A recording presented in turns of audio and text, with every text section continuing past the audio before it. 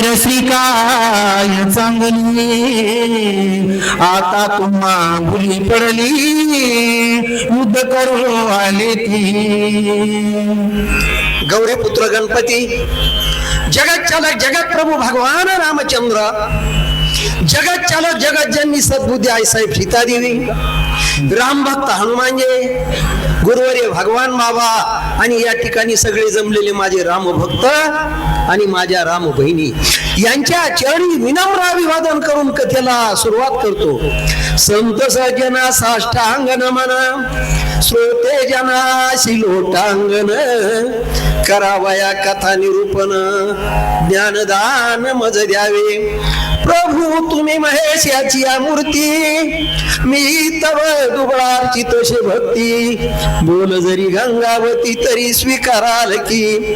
महाराज आज उत्तरकांडाचा आता म्हणजे पुढच्या गुरुवारी सगळे समाप्ती आहे. पुढे रामायण लावायचं नाही ते गावाले सगळे ठरवितील काय त्यांच्या वतीनं जे असं लागलं महाराज लोक ठरवतील आपल्याला माहित नाही.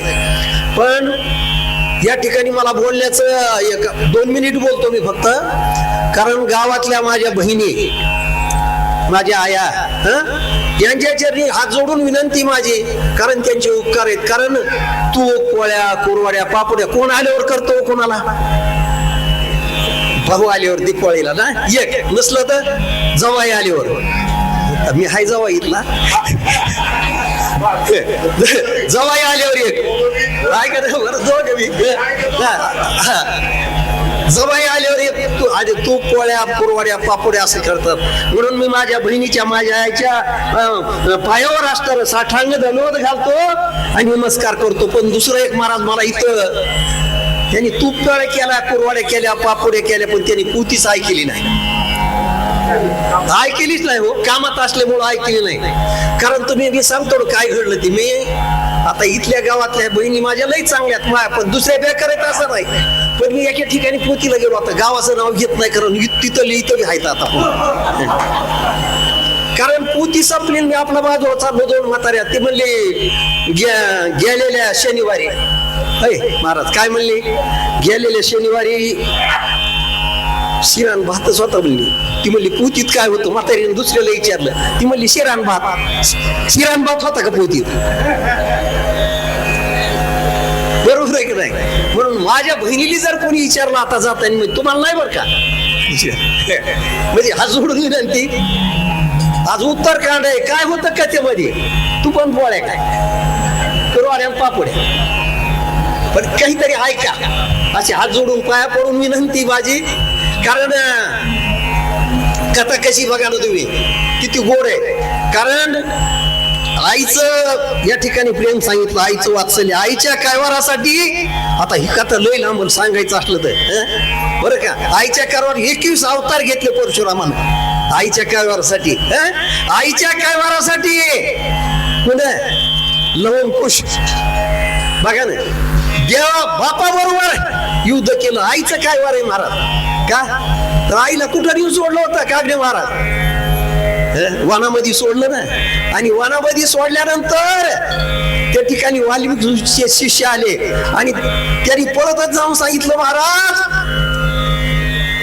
पण वाल्मिकी ऋषी घेऊन गेले आणि स्वतःच्या मुलीचा जसा सांभाळ करावा तसा त्यांनी सांभाळ केला. आणि लव आणि कुश अशा प्रकारचे असे सुंदर अशा प्रकारचे मुलं कोणाचे होते ते, जगत चालक जगत प्रभू माझ्या भगवान रामचंद्र प्रभूचे मुलं होते. महाराज इथून मागचं नाही तर आज मी कलियुग आहे तरी आज मी बघा ना वाया कोणाची येईल, भावाची येते का, बहिणीची, स्वतःच्या मुलाची चेती जास्त माया होय कागणे महाराज, कोणाची ती माया तुम्हाला, बरोबर आहे ना. मग त्याच्यामुळं कारण प्रत्येकाला जर बघितलं प्राण्याला जे जे भेटे भूत ते जाणी जे भगवंत, हा भक्ती योगुनी शीत जाण माझा. कारण देवाला सगळ्याबद्दल माहिती ना, मग देवाला भगवान रामचंद्र प्रभू हे माझे मुलं येत नाही माहित नाही का, माहिती ना. आणि त्याच्यामुळं भगवान रामचंद्र प्रभूने 2 भावाली पाठवलं. त्यांनी कर्दळीच्या वनामध्ये किळीच्या वनामध्ये नेऊन बांधून टाकलं महाराज. पुन्हा दुसरं काय केलं, आज त्याच्यानंतर सगळं सैन्य समुदाय गेलं तिथं. गेल्यानंतर त्यांनी सगळं वानर सैन्य होतं 18 अक्षणी सगळे होते. आता सगळं आता येतो फार सुज्ञ लोक आहे तिथं ऐकणारे. त्यांनी सुद्धा नेऊन बांधून टाकलं.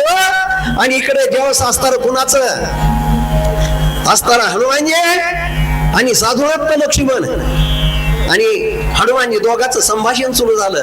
दोघं एकमेकाला होतात. काय बोलले बाळा बोला. ऐशी वर्तले तुमचे घरी ज्यांची शक्ती झाली रानभरी तो पुरुष यशवंत या संसारी कोणी समयी होईल. काय म्हणले. या संसारामध्ये ज्याची शक्ती क्षीण झाली तो संसार दुःख मुळ चोहीकडे विंगळ विश्रांती नाही कोटेन रात्रंदिवस तळमळ. कारण संसार दुःखामुळे. कारण त्या ठिकाणी सांगितलं संसार कसा सफल होईल म्हणले. कोण म्हणतंय कुणाला म्हणतंय. कारण असताना दोघांचं संभाषण चालू आहे. कोण हनुमानजी. आणि त्यांनी साधुरत्न लक्ष्मणाला विचारलं. कुणाला विचारलं लक्ष्मणाला. कारण हे असं काय घडतंय याचं काय कारण आहे. मग तेव्हा साधुरत्न लक्ष्मण हनुमानजीला विचारतो